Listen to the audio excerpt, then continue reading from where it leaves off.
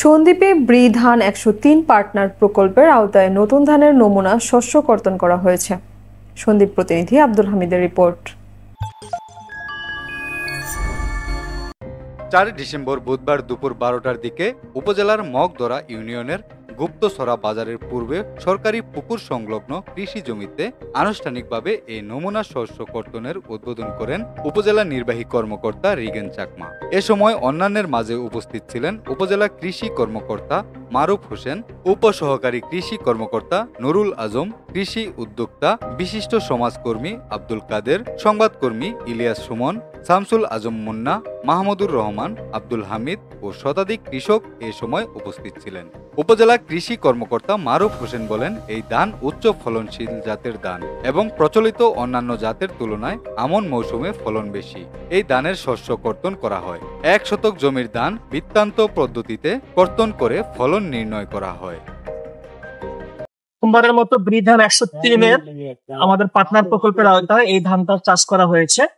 এই ধানের এখানে আমরা ১ শতক জমি রয়েছেন, আমরা ১ শতক জমির এখানে নমুনা শস্য কর্তন করলাম এবং এটার ফলন আমরা দেখবো যে আসলে বৈজ্ঞানিক ভাবে ধান গবেষণা থেকে যে ফলনটা আমাদেরকে বলা হয়েছে সেই ফলনটা হয় কিনা আমরা ১ শতক জমিতে ফলন করে মাপ করে দেখতেছি এবং যদি এটা আমাদের আশানুরূপ ফল হয় তাহলে এখানে এটা বীজ রেখে পরবর্তীতে এটা আরো সন্দ্বীপ সহ বাংলাদেশের বিভিন্ন জায়গায় আমরা এই বীজ পাঠিয়ে দিতে পারবো এবং আরো কিছু কিছু জায়গায় হচ্ছে। তখন এই জাতটা যদি আসলে প্রয়োজনীয় একটা জাত হয় তাহলে আমরা এই জাত আরো বেশি করে চাষাবাদ করে আমরা আমাদের যে ধান দানাজাতের সাথে নির্ভর স্বয়ংসম্পূর্ণতা সেটা পূরণে আরো অগ্রগতি নিতে পারবো। হ্যাঁ, কৃষি কর্মকর্তার আহ্বানে এখানে এসেছি। এখানে একটি নতুন জাতের ধান রোপণ করা হয়েছে, ব্রি হচ্ছে ১০৩ যেটা বলা হচ্ছে, সম্পূর্ণ নতুন। এবং আমি এখানে এসে সবাইকে জিজ্ঞেস করলাম কেমন ধান হয়েছে, সবাই আশানুরূপ ফলন হয়েছে সেটা জানালো। নর্মাল একটা ছড়াতে নাকি ১৫০ থেকে একটু সামান্য বেশি থাকে যে ধানগুলো আর কি, সেখানে হচ্ছে এখানে প্রায় প্রতি ছড়াতে ২০০ থেকে ২৩০টি ধান পাওয়া যাচ্ছে। তার মানে অবশ্যই ভালো ফলন হয়েছে এবং আমরা ধানগুলো ভরে দেখেছি, সেখানে দেখা যাচ্ছে যে তেমন কোনো চিটা বা কোনো কিছু দেখা যাচ্ছে না।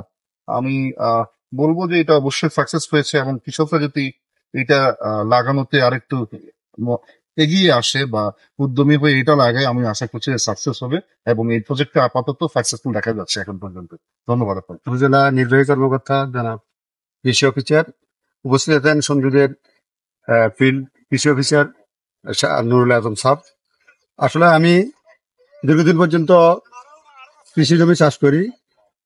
আমাকে সন্দ্বীপ উপজেলা কৃষি অফিসার স্যার এবং নুরুল আজম স্যার সহ আমাকে উদ্বুদ্ধ করলো যে এখানে আপনি আমাদের ১০৩ একটা ভালো ইরিধান উৎপাদন করেন, আপনি লাভবান হবেন। আমি ওনাদের পরামর্শে আমি এখানে আজকে এই ইরিধান রোপণ করেছি। আমার এই ইরিধান যথাযথ ফলন হয়েছে।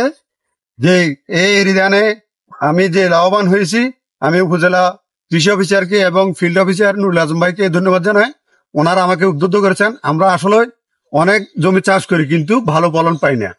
আজকে ওনাদের পরামর্শে আমি ভালো ফলন পেয়েছি এবং ভালো চাষ করার পরামর্শ পেয়ে আমি ওনাদের প্রতি কৃতজ্ঞতা জানাই।